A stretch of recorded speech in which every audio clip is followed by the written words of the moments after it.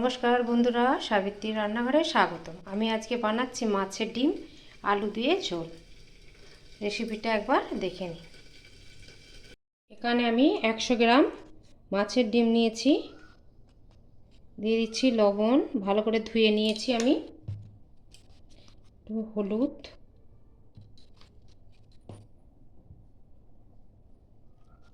আর আধখানা পেঁয়াজ কুচোনা, লঙ্কা 3-4টে দিয়ে এটা ভালো করে আমি মেখে নেব।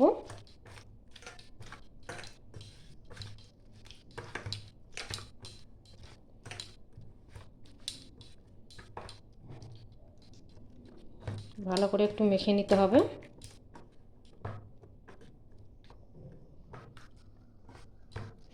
আপনারা চাইলে বেসনও দিতে পারেন একটু, আমি বেসন এখানে দিচ্ছি না। এবার এটা একটু ভেজে নেব। দিয়ে দিচ্ছি সরষের তেল, অল্প পরিমাণে দেবো। তেলটা একটু ভালো করে গরম হবে।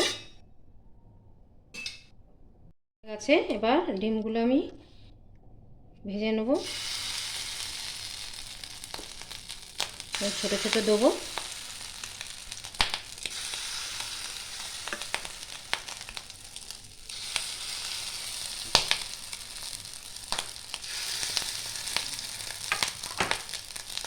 দিয়ে দিয়েছি, উল্টে ভেজে নেব।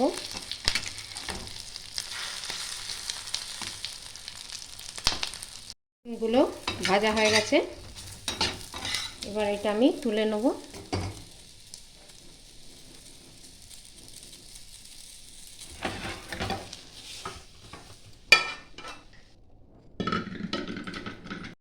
একটা কড়া নিয়ে নিয়েছি, দিয়ে দিচ্ছি সরষের তেল।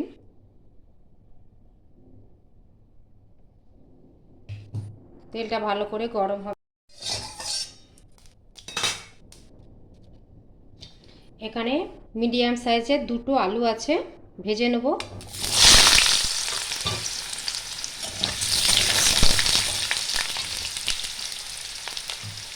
দিয়ে দিচ্ছি একটু লবণ, অল্প পরিমাণে হলুদ দিয়ে আমি একটু লাল লাল করে ভেজে নেব। আলুগুলো ভাজা হয়ে গেছে, আমি তুলে নেব।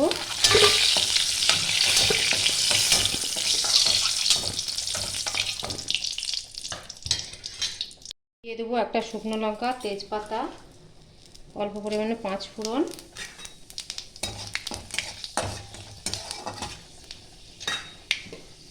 এবার একটা আমি পেঁয়াজ কুচি রেখেছি, পেঁয়াজ কুচনোটা দিয়ে দেবো।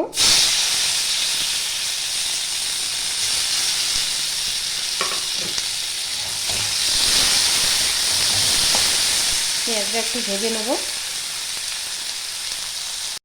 পেঁয়াজটা হালকা ভাজা হয়ে গেছে, এবার দিয়ে দেবো 1 চামচ আদা রসুনের পেস্ট। আমি রসুন কম দিয়েছি, আদাটা একটু বেশি করে দিয়েছি।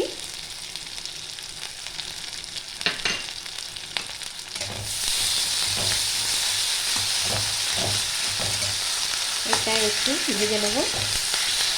দিয়ে দেবো টমেটো কুচি একটা, এটাকে হালকা আমি ভেজে নেব। দিয়ে দেবো পরিমাণ মতো লবণ, হলুদ, জিরে গুঁড়ো, লঙ্কার গুঁড়ো,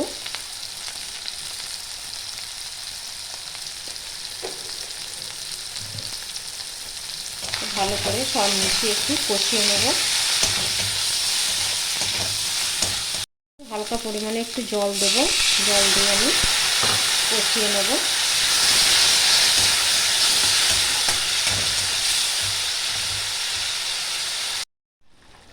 মশলাটা কষানো হয়ে গেছে, এবার দিয়ে দেবো আলুগুলো।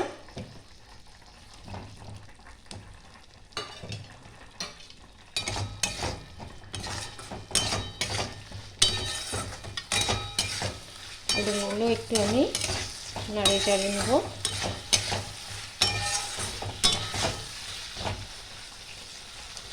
দিয়ে দেবো জল পরিমাণ মতন, আলুগুলো সেদ্ধ হবে।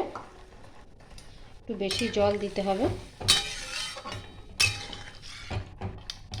এবার এটা আমি ঢেকে দেব। আলুগুলো যতক্ষণ না সেদ্ধ হয় ততক্ষণ এটা সেদ্ধ হবে। ঢাকাটা খুলে দিচ্ছি।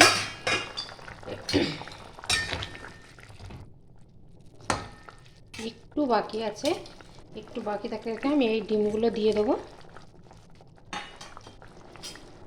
ডিমগুলো একটু ভালো করে সেদ্ধ হবে এর সাথেই।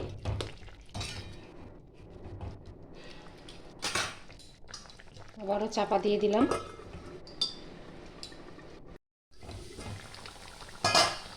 এবার আমি ঢাকাটা খুলে দেখছি। জলটা অনেক মরে গেছে, আলুগুলো সেদ্ধ হয়ে গেছে একদম। এবার উপর থেকে একটু ধনেপাতা দিয়ে দিলাম।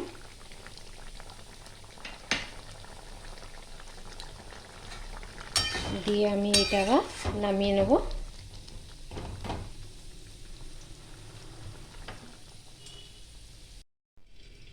ভিডিওটা আপনাদের ভালো লাগলে do like, share, comment, subscribe করতে ভুলবেন না।